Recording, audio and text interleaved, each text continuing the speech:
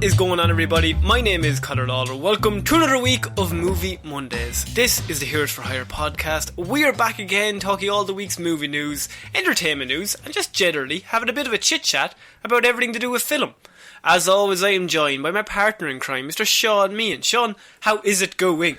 I'm very good, Connor. I'm glad that everyone could join us for the Monday weather report again, because I'd just like to preface the show by saying it's windy as hell outside. If you hear it on the mic, I'm very sorry, but I can't control it. Why did you do it in a field? I keep telling you, why do you do those shows outside? It's windy. It's a lovely tone that it gives to the audio. Ah, yes! I can finally breathe out in this field. In the dark as we're recording this. Oh yeah, absolutely. It's Ireland in fucking February. It's one of the coldest places. It's always raining. It's always raining, and unless it's uncomfortably humid. But even then, it's still more moisture than you want. Still there might be a sun shower at some stage. Oh, Jez, we'd hope for a sun shower. So, Shaun, this is Movie Monday, so we are here to talk all of our nerdy news. Now, there was 2 trailers dropped this week, but shockingly, probably for the first time in a very long time in regards to trailers, neither trailer has anything to do with people who dress up with capes or tights or any superhero.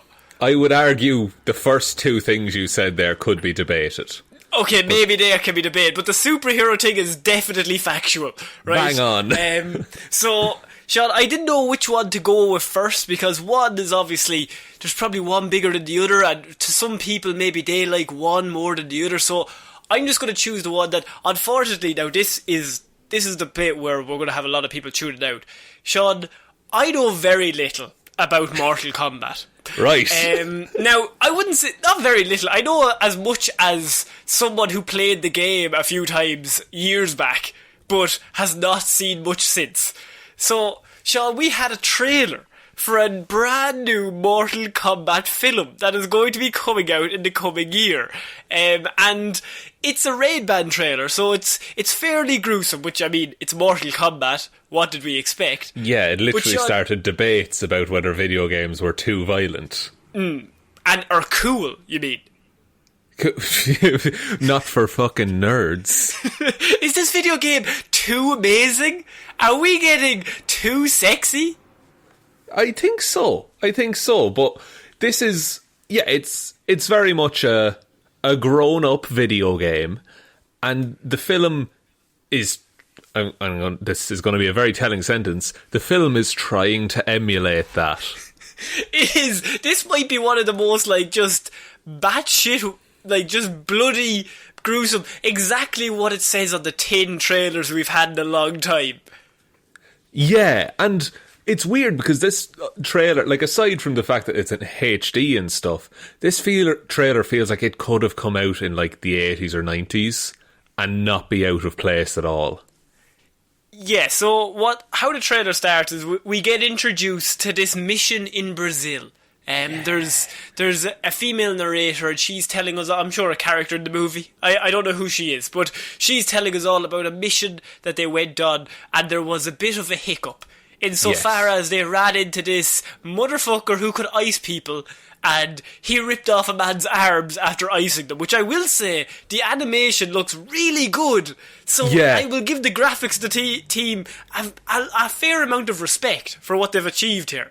He just, that man, by the way, is Sub-Zero. And Jax is the other guy. Yeah, and Sub-Zero in this is, so close to being the perfect version of Sub-Zero. Okay, for those that don't know, the whole thing about Mortal Kombat is this big tournament where magical fighters kind of gather together. That's a gross oversimplification, but the games have gotten absolutely ridiculous.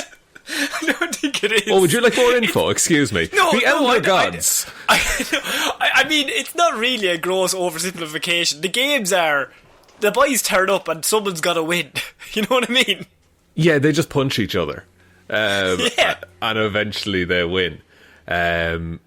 So the way it works is that there's fighters in every realm. There's something like 18 realms or something like that. And you can only take over another realm if you beat the other realm's greatest warriors in 10 consecutive Mortal Kombat tournaments. Which, you know what? I like when there's rules within a universe. Regardless of how batshit the rules are, I like straight up, they're the rules. And that's the plot. We have to stick to these no matter how bullshit it is. Now, going through this trailer, it does evoke like the spirit of the games in that there is fatalities. It's also really campy and dumb because they'll say like the finish him line. They will say that in this movie unironically. Sub-Zero will say his famed catchphrase of "get over here." Well, he wanted him to be closer so he could kill him. Yeah, but to be honest, Connor, he had him on the ropes, really, didn't he? I mean, he was absolutely just in bits. Stabbed with a knife made of blood or something like that. Oh, that's cool. That is a cool scene, though. I mean, perfect for the trailer. When they did it, it's a trailer shot. When I seen it, I was just like, perfect trailer shot. If you're going to do that in the movie, put that in the trailer. Unfortunately, that could be a downside if that's the coolest part of the film. But looking at everything going on in the shots that we briefly see, I think this could be just a really badass film of just like, I think the stunts team and the graphics team have worked really hard to make this unique and make it look cool. And I think people going into this movie know what they're getting. You're not going to a Mortal Kombat film to see anything other than the fact that everyone's going to turn up in one area and everyone's going to kick the shit out of each other and there's going to be lots of blood. Now, where it loses me slightly is they start talking about the fate of the earth is in their hands. Shaun, do you have any idea what that means? Because I was just like, I thought it was just a big tournament. Why is there a world-ending event happening? Oh, it's a world takeover kind of thing. Oh yeah, of course. Yeah, so people from another realm or another dimension, they will take over the earth if they lose this fighting tournament. So what you essentially have is very good human fighters with maybe a bit of magic versus demons and monsters, shall we say. For some reason, I'm thinking of dodgeball. Like, all the teams turning up.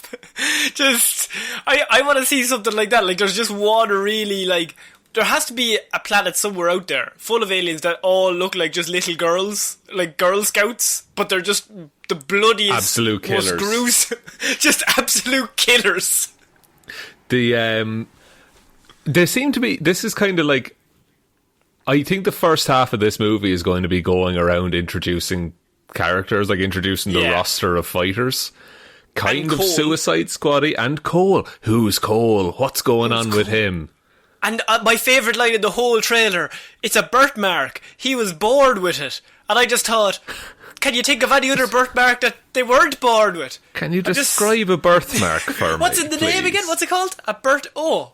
So that's a birth, yeah. Oh, he was bored with it. Oh, he was. He was. Oh, he was. I thought it came when he was 15. That's what I was thinking.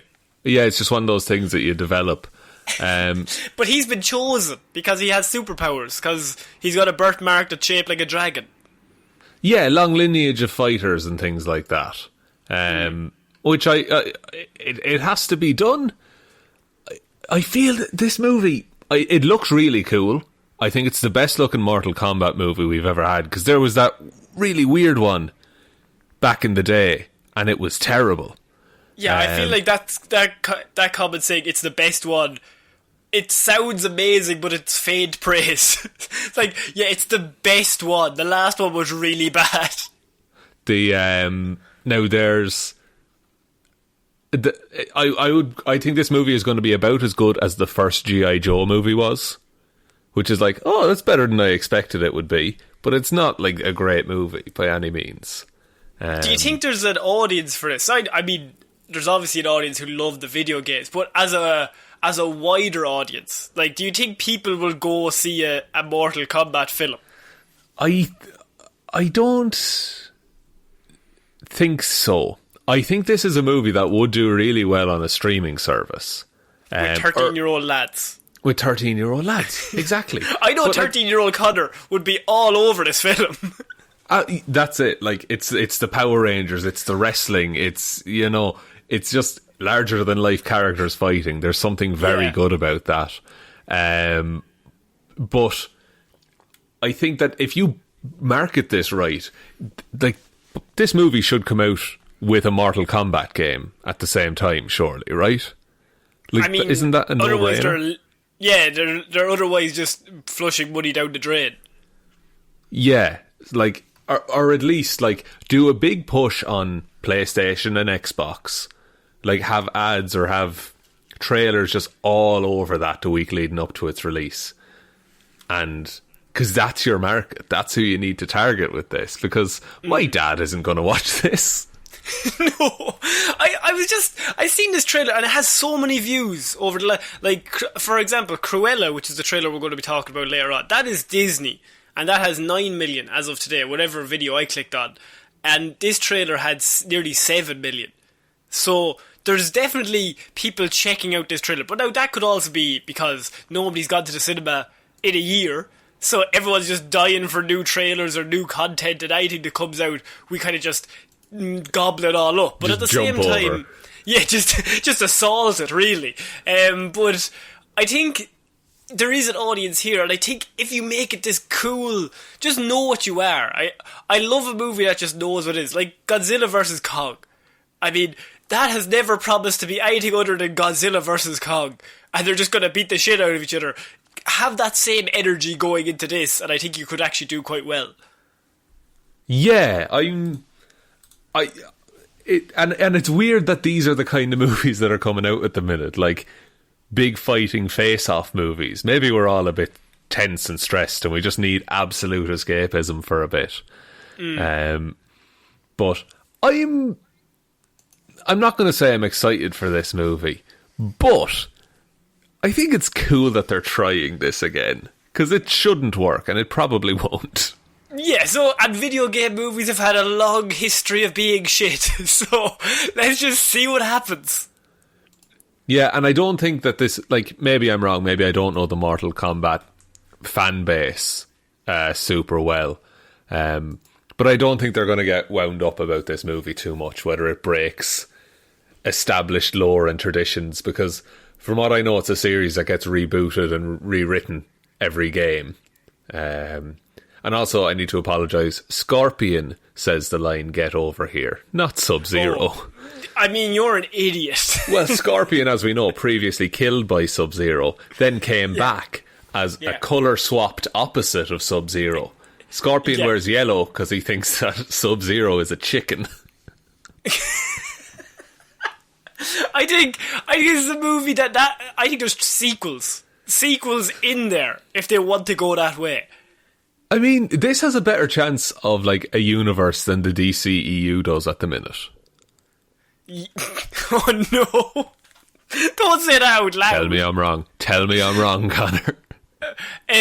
So, Shaun, we're going to move on to our next piece of movie news, and this involves everyone's favourite 9 movies. I was going to say trilogy, but there's been more than one. That is Star Wars. And we've known for quite a few years, I should say, that Lucasfilm have been wanting to get another trilogy going.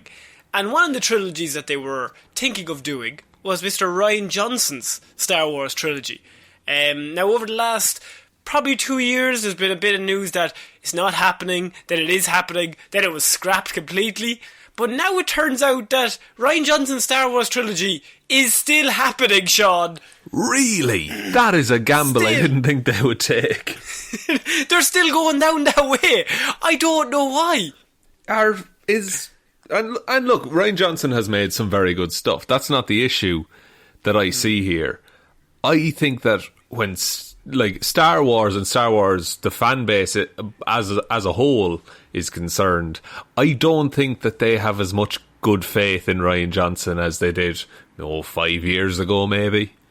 Because Rian Johnson, since then, though, he has done Knives Out. He has proven he's a very good director, and he got a lot of shit for that film, and he got a lot of social media hate for that film as well.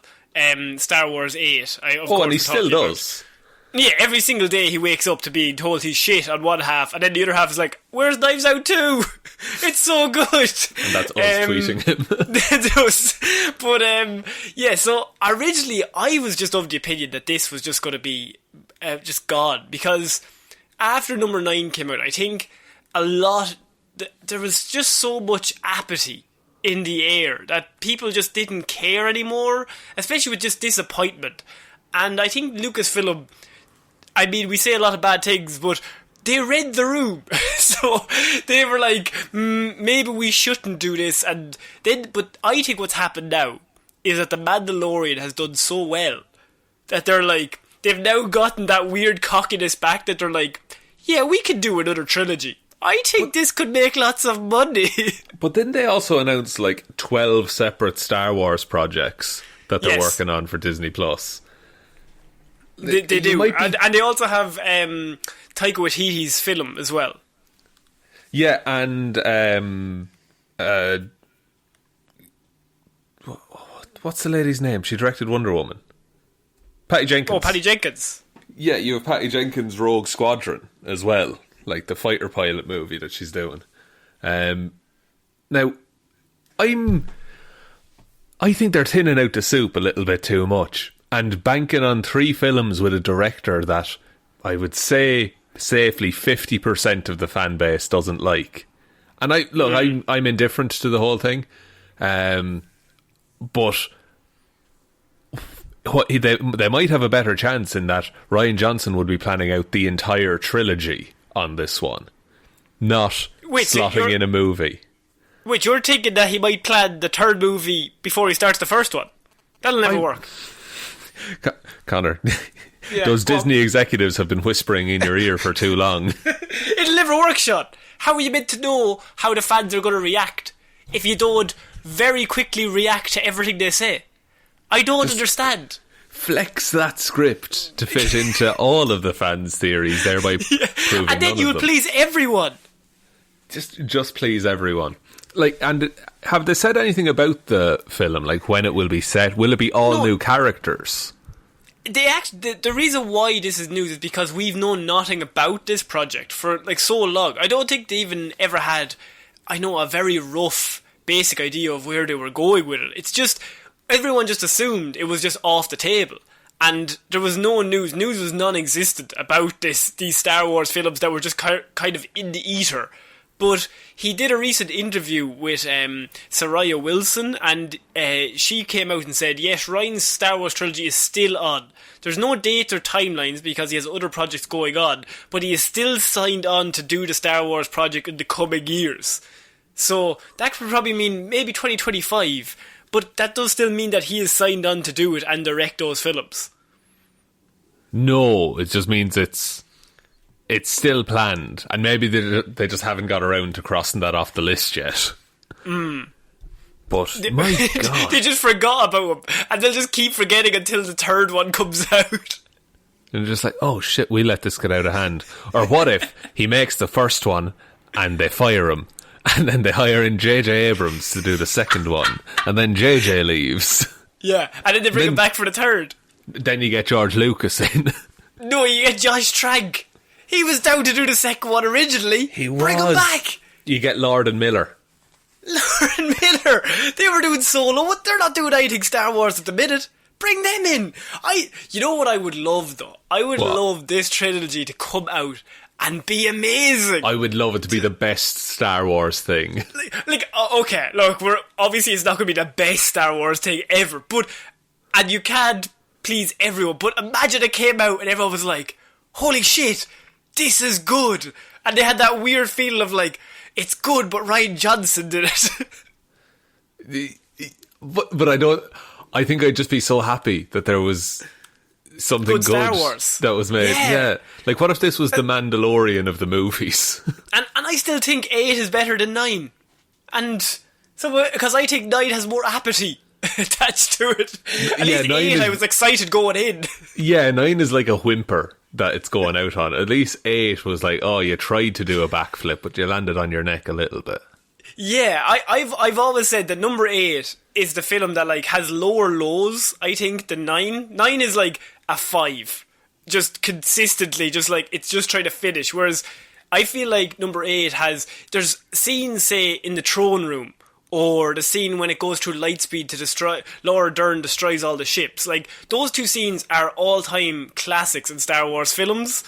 The only issue is that there's a lot of other scenes that are really bad. So you've got like really low lows and really high highs, which I think is slightly better than just feeling nothing throughout the whole film. Yeah, because it means they tried something and they gave enough of a shit to be like, put thought into it, whether that paid off or not. But then you have like Leia flying through space. Oh no. Oh no. And the gambling. Oh, the gambling.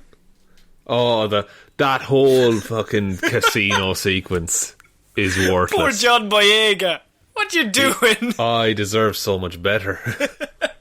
Yeah, see, Rian Johnson's trilogy is still happening, which implies to me Star Wars is coming back, Shaun. We're getting another trilogy in the next few years. Are you excited? More Star Wars news every week. Until they announce that they're cancelling all of their projects. Yeah, and then they're just going to reinstall more projects. We've cancelled that trilogy. We have a new trilogy next week. We've cancelled the Obi-Wan series. It's like filmed and it's in the can. They're decided about to press upload on it. We've decided that against it. We don't want to do it. It's just not for us, guys. So, Shaun, we have to move on to a piece of news. Now, we were talking about video game news. What about board game movies, Shaun? So Pardon? there's video game movies, board game movies. Now, a few weeks ago, we talked about one very handsome man, Mr. Chris Pine, joining the cast of Dungeons and Dragons, the film. But this week, I bring to you, Shaun, that this movie should be called Damn Gins and Dragons, because it's after casting the Bridgerton star, Regé-Jean Page, Shaun. Oh my goodness.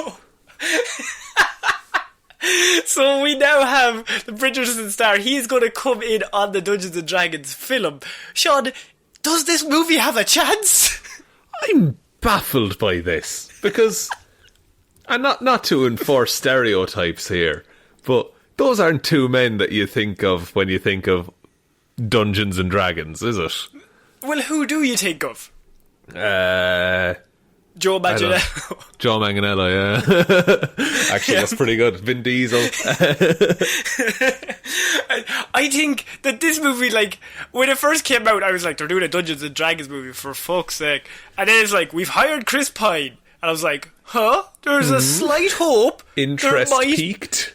Interest peaked. Now they hire Regé-Jean Page, who I would assume is like, I think he's probably the most popular star. I mean, Bridgerton is the most popular Netflix show of all time, isn't it? Or like top Something 2? Something like that, yeah. So, if you're going to bring in anyone, bring in the person that during lockdown the most people have watched ever. Yeah, that is like facial recognition that you can't buy on a poster. No. And him and Chris Pine, they're big enough names that they could draw people in to a Dungeons and Dragons movie. Absolutely. The I think most of I don't think it's going to be like a movie from the 80s where it's a bunch of 5-year-olds, well, like they were probably 15 or something, sitting around a table playing Dungeons and Dragons, and then it fades, and then you're in the world. I think it might just be, here's a fantasy story, you know, and we'll tell it from that perspective rather than, unless they do the Jumanji thing. Oh, yeah, I feel like, but the Jumanji thing's already been done. Can you do it again? I don't know, and I don't think it would work as well when it's not a video game. They've like also cast Michelle Rodriguez and Justice Smith. So this cast is movie? This cast is getting better and better by the day. But I mean, I guess, and I guess like Dungeons and Dragons has gotten quite big over lockdown as well. People are doing it over Zoom and Skype. And I suppose, like people are all getting together and playing it. I mean, it makes sense. It does it makes a lot of sense. But my God, if you had told me that in 2021 the casting for a Dungeons and Dragons movie would be major news, I would have said You've now got Chris Pine, Regé-Jean Page, Michelle Rodriguez, and Justice Smith in this film about Dungeons and Dragons, which, if I'm calling it out, biggest movie of 2022 or 2023, whenever it comes out. It's gonna come out, and it'll probably be good. Surely it'll be good. This is an inbuilt fan base as well. I think we touched on this when we talked about Chris Pine being cast. Like, it is, you have your audience, and they do want this, so lean into that. Don't try and make a safe movie. Not only is it an inbuilt fan base, it's an inbuilt franchise. Like, this could be like a Harry Potter style thing, where you just have 5 movies of Dungeons and Dragons. Yeah. There's unlimited potential. Absolutely. And there are so many Dungeons and Dragons like campaigns that you have a script with fleshed out characters already written. And obviously we're assuming Joe Manganiello will be cast at some stage. He has to be. He was apparently involved in getting the pre-production of this rolling. I think he was like, no, I heard rumours in Hollywood they're making a Dungeons and Dragons movie. I want this to be made. He's not starring in it, he's directing it and writing it on his just days off. Just when he has time, when he's not leading a campaign. But I think surely you have to get him in. You have to get I don't know if you know, on YouTube there's a channel called Critical Role. It's a bunch of voice actors and they all play D&D together. It's unreal. But give you were them telling about you. I think you were telling me about it before, like a few weeks ago or a few months ago. Yeah, I think it might have been the last time we were together. I might have told you about it. I remember seeing the happiness in your eyes. Haven't seen it in a while. No, it's long gone, friends. But now you're out in that field. It's raining. It's windy. I don't know if you can hear the wind or not. But, my eyes are bloodshot. They're crying. Just get the community involved in this, and I think it'll do really, really well. This casting news is unreal, though. I can't believe they're getting such massive actors in it. I think bring in The Rock.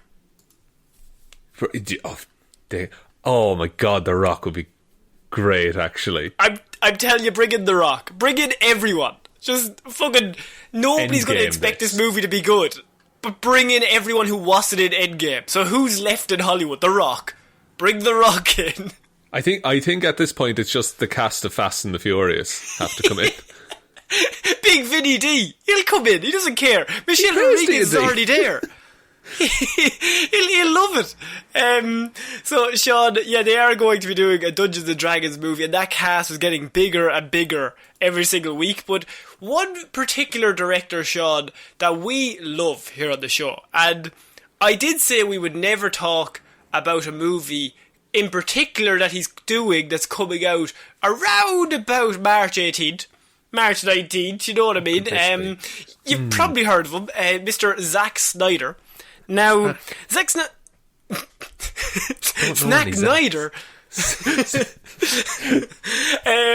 So Zack Snyder, he is, of course, he's busy with Justice League. But once Justice League is finished, Shaun, he's already kind of told us what he's moving on to next.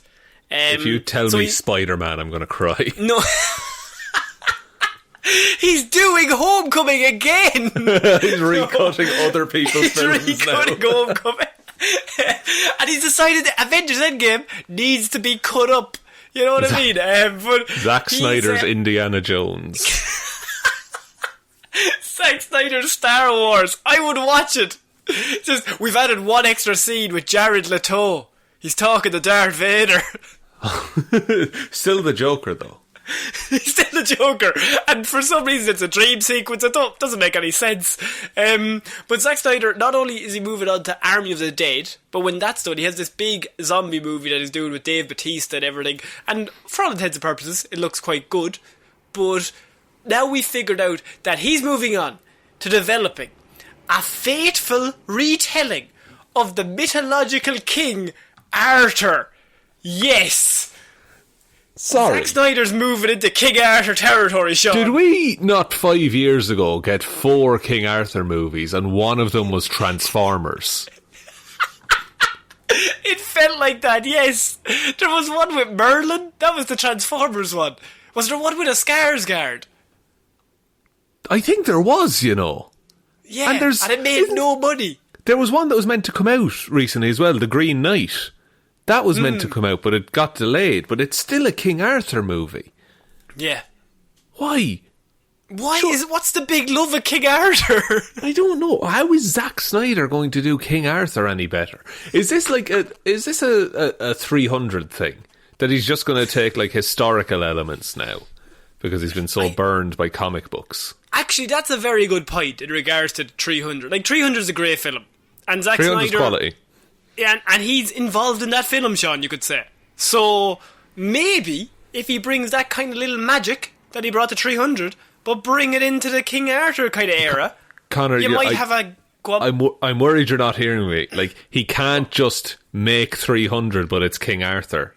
Why? It can't just be a shot-for-shot remake, but in armour this time. Yeah, but imagine, they're not topless. But they all just look like King Arthur. Like, he just has all the Skarsgårds, and they're all called Arthur. Okay, but there's so many King Arthur stories, right? Like, in general, like in the actual, like, the written King Arthur stories, there's so many to pull from. He's definitely just going to do Sword in the Stone, though, right? Sword in the Stone, and Merlin's going to be there, yeah. Stanley Tucci, yeah, perfect. If they don't bring this Tucci back as Merlin, I'm walking out of cinema. Now, that's to imply that I will go see this, but I'm walking out of the cinema. Speaking of the Tucci, he'll pop up in a trailer later as well. Somehow Bruce Wayne's parents are going to die in this film. Yeah, it's just like Arthur kills a guy and fucking Lancelot is just like, I wonder how this will impact things in the future. And then it hard cuts. And they're just pearls. Oh my god. Just Jeffrey Dean Morgan. I'd watch a King Arthur movie where Martha pulls the sword out of the stone. I would watch that film. That would be great. Actually, do you know who I would love to play King Arthur? Go on. The dude who plays Homelander. Oh, yes. Have him be an absolute bastard. But then what you want is Homelander in King Arthur world. In various historical settings. In various historical settings. Is he still superpowered? For the sake of him not just being worshipped as a god, no. But he has all the confidence of somebody superpowered. Yeah, I'll give him strength. He's still very strong. But like a regular man strong. But no emotional strength. Like he's stressed. He's just wound up the whole time. That's his weakness. He's just tossing and turning, thinking about that sword stuck in the stone. Go to sleep, honey. I can't. The fucking sword. Is this a passion project of his, or has someone like hired him to do a King Arthur movie? No, he says that he wants to get into this world, Shaun, and he wants to tell a faithful retelling of the mythological concept, which I feel like those terms aren't... I don't think they work, do they? A faithful retelling of something mythological. Yeah, myths by themselves are like larger than life.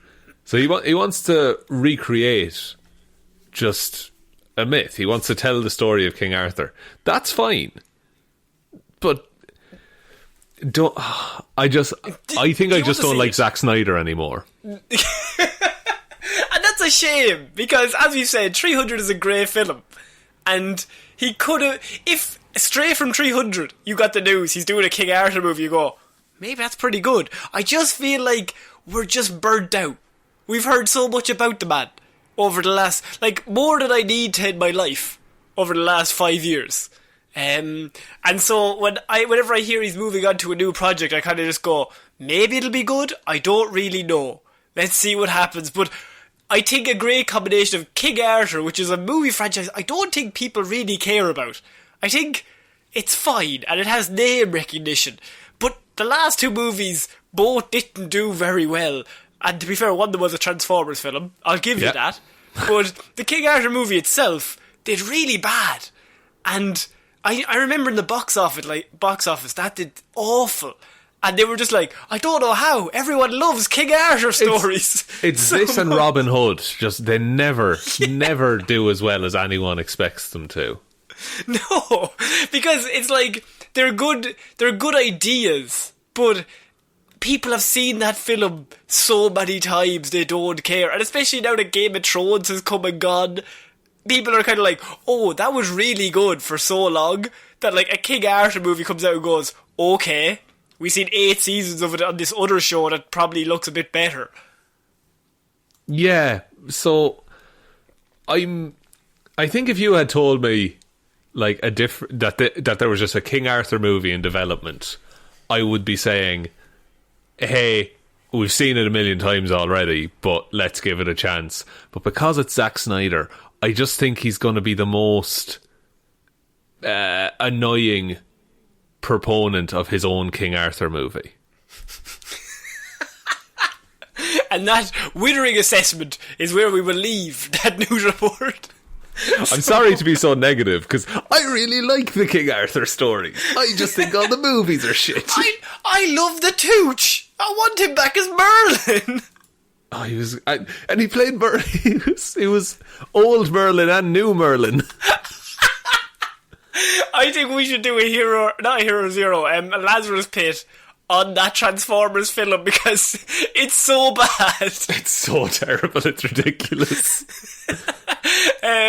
Okay, we're going to have to move on, Shaun, to another piece of news that I think you're going to love. So, do you remember a certain Quicksilver from the X-Men universe? That was Mr. Evan Peters. Yes, the character who was 20 years old in the first time we met him, and then 2 decades later is 24 years old, it looks like. He ages slow, runs fast. Everyone knows that about him. Runs fast, ages slow, same as myself, yes.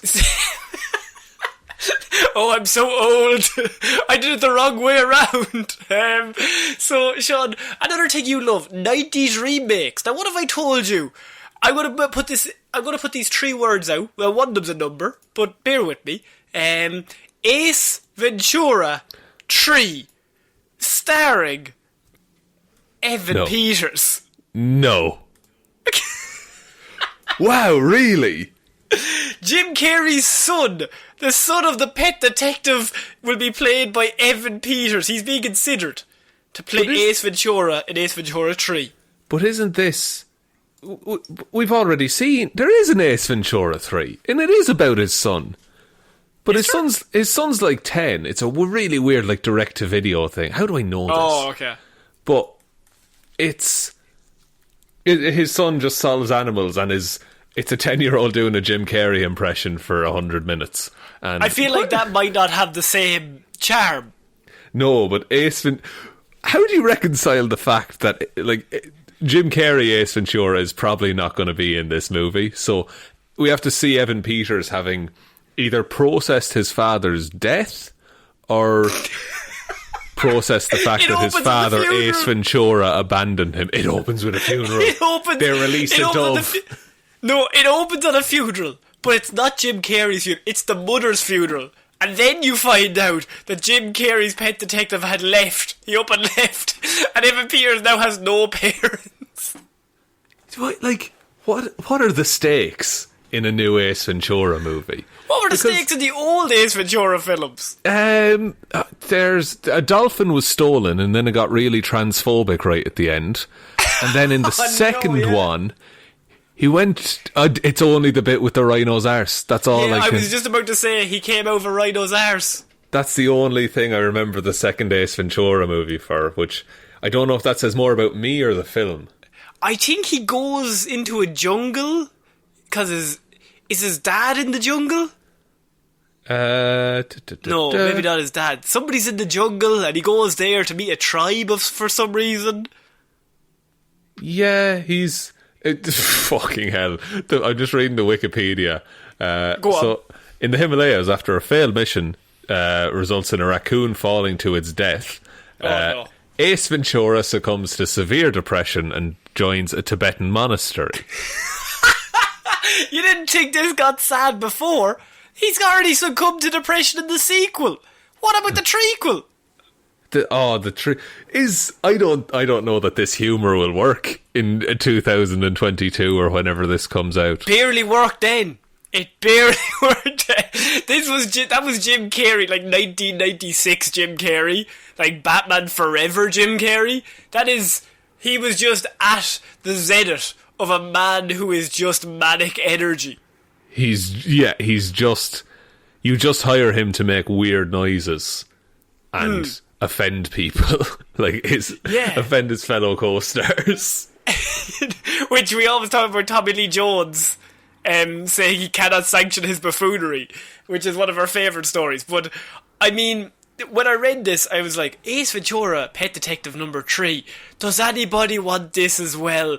Could this work? Well, I mean, Evan Peters is a good actor, but as you said, I don't know if this comedy is going to work. I don't think you can just make the same movie. I think, surely it has to be, Evan Peters as, what if he's a shyer version of Ace Ventura, but he learns to become more confident? That sounds boring as fuck. Why did I even pitch that? I feel like that's worse. Like, throughout the movie, he gets more and more, just irksome as it goes along. He just slowly morphs into a terrible human being. Like he's really nice at the start. He's just a really nice vet. He's just helping just really sick animals and just solving crimes that involve sick animals. I know exactly how you do this, right? So it's Evan Peters, but he's just been raised. But he has travelled the world helping animals with his dad, Ace Ventura. And he only knows how to act like his dad.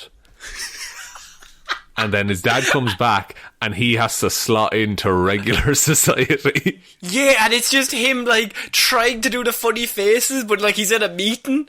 He's on a Zoom call, he doesn't realise. He's going for job interviews and he's just doing the talking arse bit. And he keeps trying to say alrighty then. But he's just all right, yeah. All right. That's the end of the movie, is that he's going to get together with the love interest and they're going to be in a car and she's going to be like, want to have a bunch of sex? And he'll be like, all righty then. No, he's like, all right. Yes, that sounds like a good idea. And he's going to be wearing a terrible Hawaiian shirt the whole time. Finn. It just comes up Finn. At the end, and everyone just stands up and claps. He's finally learned. Standing ovation. I can see that at Sundance. I can see that at the Sundance Film Festival. I think that's the only... you need to call attention to the fact that a human cannot behave like Ace Ventura behaves. Yeah, so I just wanted to talk about Evan Peters. I'm praying that he maybe tries to rein it back in, but I think if you go for it, you have to go all in. And I think he's probably just going to do a remake of Ace Ventura and it'll have a Jim Carrey cameo at the very end. Or Jim Carrey will play an old doctor or something who's just there's something wrong with you. It's just I love the idea of opening it with a funeral, be it his mother or Ace Ventura's funeral.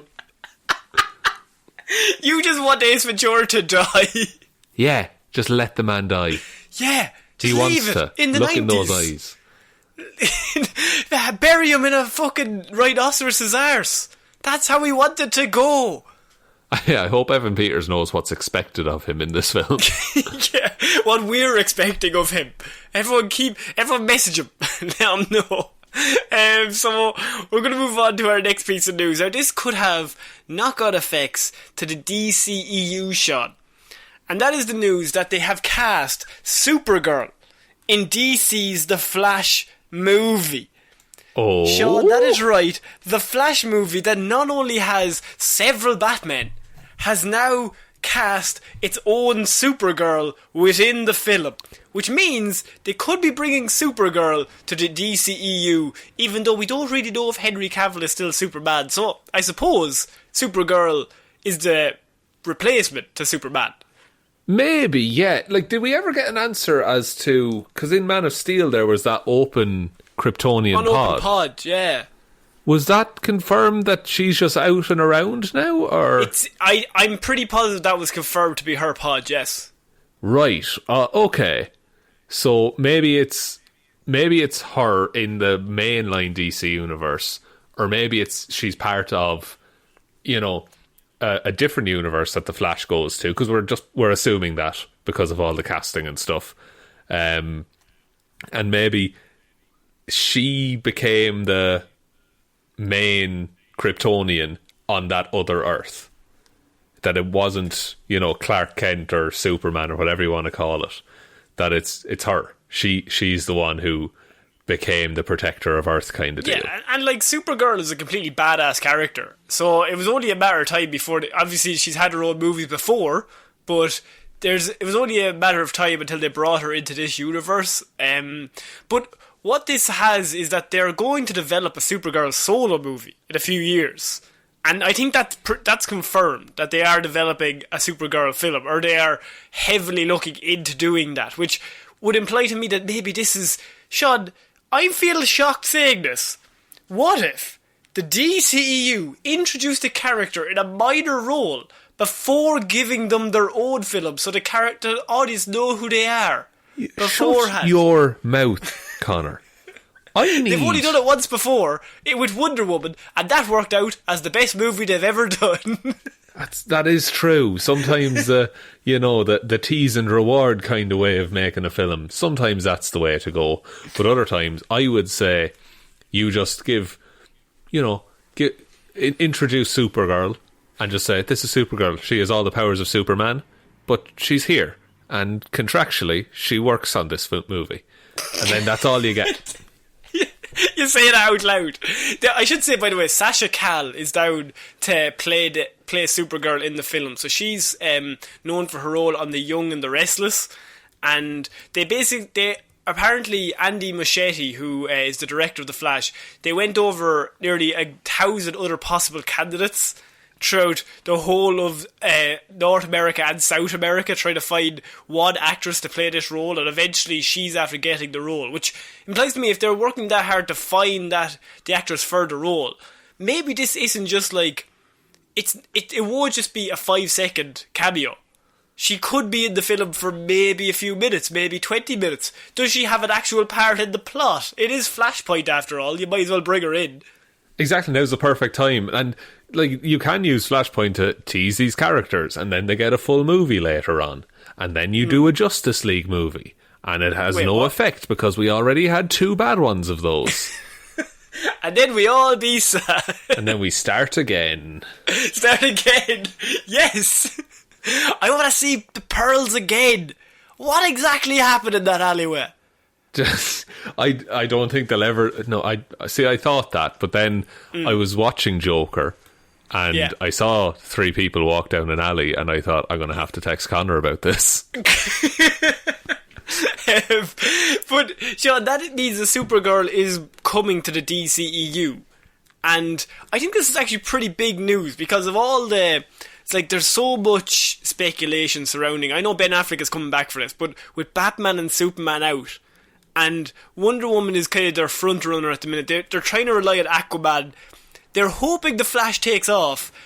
I think they need a super person somewhere along the line. And I don't know if they're sure about Henry Cavill. I think he's coming back for cameo roles, but I don't know if he's signed on for a specific film. He could even come back and... Actually, she should probably teach him if she's been out of the pod longer than he has. But where was she all this time is kind of a question you're going to have to answer. Yeah, because they both... They landed in the same place, and she just left. So I don't know. Maybe she was. Maybe she just walked a different direction than Clark Kent did. Yeah, but she still has superpowers. Maybe she flew a different direction then. Yeah, but what I'm saying is, happens? Yeah, sorry, where was she? Superman's dead. How? She was found by the Russians. Oh right. Oh. Okay, keep talking. You do Red Daughter instead of Red Son. She's the antagonist. She comes around. She's Supergirl in the main, as a hero now, and you have a redemption arc. Is how you introduce a character, and it ends with her going, all right, I will save the world. And then Finn. All right, then. Yeah, all right, then I will. Yeah, maybe you do. I think that would be a cool idea, because otherwise it doesn't really make any sense. She's just as powerful as Clarke, and if she came to Earth first, and she got out of the pod first, he had to grow up or whatever, and see his dad die in a tornado, even though he clearly could have saved him. Very preventable. Who am I to tell Superman what to do? But then he died fighting, trying to save the world. There would have been at some stage, logically, a point where she would have said, maybe I should help somehow. Yeah, that was like international news, wasn't it? Even if you turn up to the funeral and you know he's dead. Yeah, and you just pay your respects, and then you say, hey, Batman, I can do everything that he could do, but I have 10 years of practice on him. And she's seen Zod destroy the whole of Metropolis. And she just let that happen. She's evil. You know what? The more I think about it, she doesn't seem like a good egg. Seems like a bad egg. Seems like a bit Seems of a... like a bad egg, Shaun. I didn't want to say it out loud. I'm against this whole idea. No, absolutely bring Supergirl into the universe. I think they're trying to surround Ezra Miller with more interesting characters because they know he can't run, and I quite like that. Yeah, and they've got that cape animation down already, so you don't want to delete that After Effects preset. No, you've absolutely nailed it. And it looks real cool, so keep it. Great. So, Shaun, we're going to finish off this week. You mentioned Joker earlier on. Indeed, I did. We're finishing off with the big trailer of the week, and that is the trailer for the movie everybody is so excited for, and that is Cruella. Shaun, this stars Emma Stone, and she's taken over from Glenn Close, and she is now Cruella de Vil. Shaun, what do you think of this trailer? This looks thunderously dumb. Disney's Joker was trending for 2 days after this trailer came out. Because it's the same energy of a movie. Like, it's someone who is, unhappy and then revels in being bad. Which I don't think makes for a compelling protagonist. We live in a fashionable society. Oh, look, no one's questioning. I was having this conversation during the week. Whatever you think about skinning puppies alive and everything like that. Whatever you think what you want. We're not going to judge you. Well, we might, but the outfits, the looks are unparalleled. Especially Glenn Close, which is a tough act to follow. It is tough to follow Glenn Close in any sort of form of acting. Really, it's quite But Emma Stone is very good. We're not arguing Emma Stone being great. I think just the idea of Cruella as a movie, I remember watching this trailer and I was just kind of like, why is this a thing? Like, I can understand if you did it from the other side and you showed any other character in the 101 Dalmatians. Show me one of the dogs. It would make more sense as a protagonist than Cruella. We see 3 dogs, growling at her. So dogs don't like her. And dogs like everyone. What did you think of the British accent? It's a choice, isn't it? Like, that is a conscience. I don't think it's aggressively bad. I think it's just because I know what Emma Stone sounds like, so it's really weird to hear that voice with her face. No, I think you could get away. I think it's. I was listening to it and I thought it's not offensive in any way. No, so, but it does sound like she's doing it like a villain's voice as well. Oh, yeah. At the end, she has to say, I'm Batman. Wait, no, I'm Cruella. Sorry. I'm Cruella. Can you introduce me as Cruella? When you introduce me as Cruella? So she says at the start, Shaun, that she saw the world differently. Because she's a bit of, she's a bit weird. She wasn't for everyone. That's a fine sentiment. A lot of people aren't, but also a lot of people don't want to kill not 1, not 2, but 101 dogs. Even skinning 1 dog is too many skinnings of dogs, in my book. It's too many to be forgiven as, oh, well, I'm just quirky and different. I just see the world differently. You see a dog, I see a coat. I'm sorry if you were offended. It's one of those I'm sorry if you're offended kind of things. I just have written here, why is this movie? There's a devil car plate at one stage. Like, I think it just says devil at the front, which I feel like this trailer is it's very Disney, and it's a weird thing because it wants to be dark and edgy, but it's also Disney. But it can't be. Yeah, it can be, so it can't go all the way, so it kind of has to be a little heavy-handed. Don't get me wrong, I would love a horrifying Cruella de Vil movie. But I would love it. I would also loved a horrifying Maleficent movie, but they decided to turn her into an anti-hero of sorts. Yeah, I don't think Disney can pull this off, because they're gonna back out of it. And you can't back out of it because we know what she's gonna do. Yeah, we know that the culmination of this story is her trying to kill 101 animals. And that's not something I'm on board with, Connor. I'll say it right now. I'm coming round to it. What do you think of her burning the dress, by the way? It's an entrance. It seems very unnecessary. It looks cool. But I feel like it's a waste of material. I just wear the dress you're wearing. Also, the dress doesn't go with the mask, I don't think. Jeez, Gok has turned up. Well, I'm just saying. Telling us everything.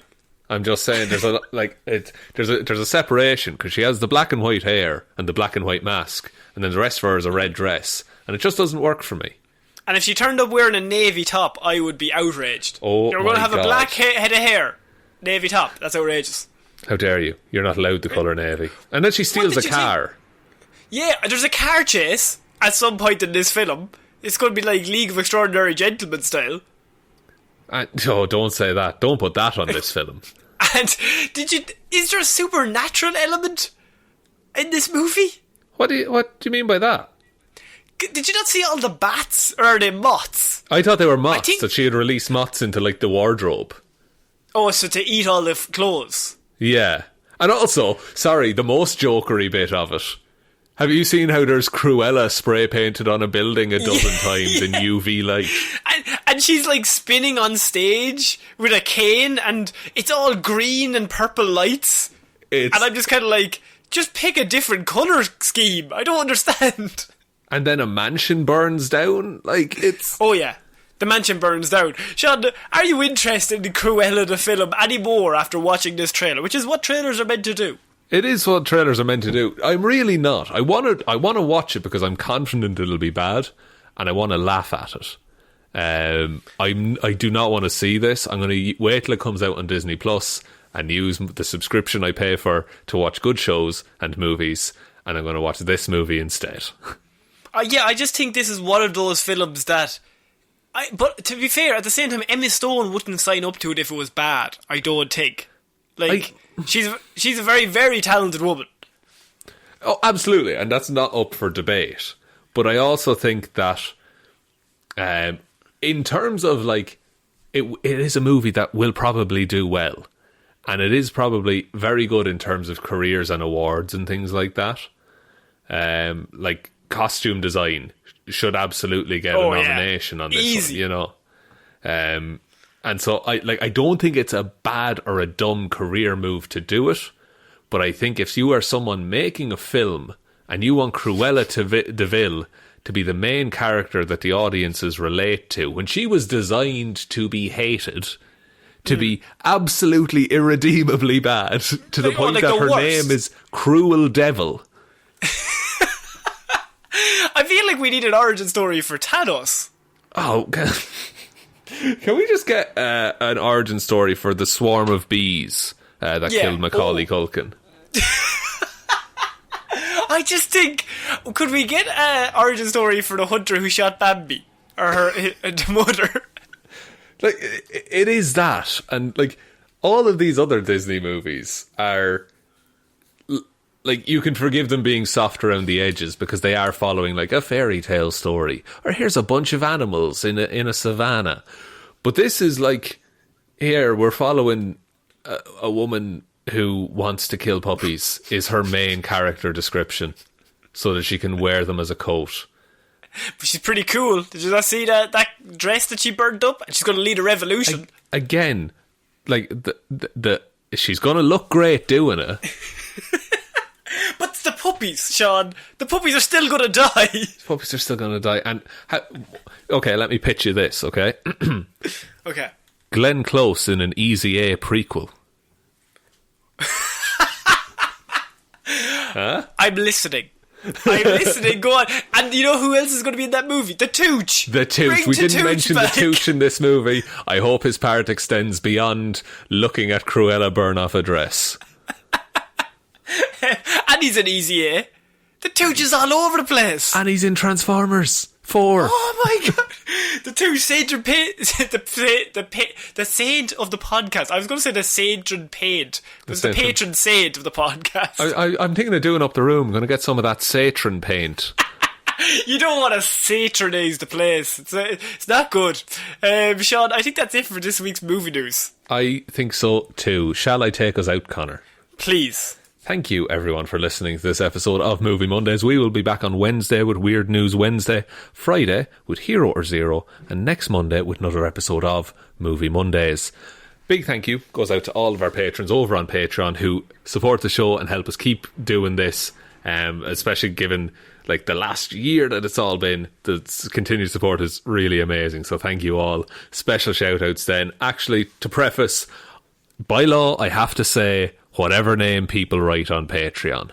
So, and actually, I've had an update in the past 2 hours or today at some stage about a name change. So I'm wondering, do you have the name change for one of the patrons? So I'm going to let you say the names, and I'll say what the name change was. Okay, perfect. And we'll do it that way. If I pass it, stop me. I'll recorrect, and then we'll do it. Okay. I can only update the Google Doc so fast, folks. Yes.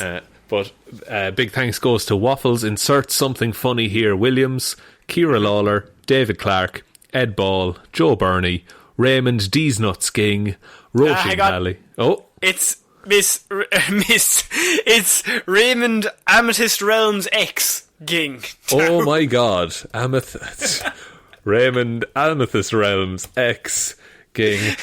Does that make Ray canonically a ghost? I think so, yes. Because I think he said he picked it because the ghost was called Ray. That's fair. Well, thank you for clearing that story up. You've added a new layer of depth to the show, Ray.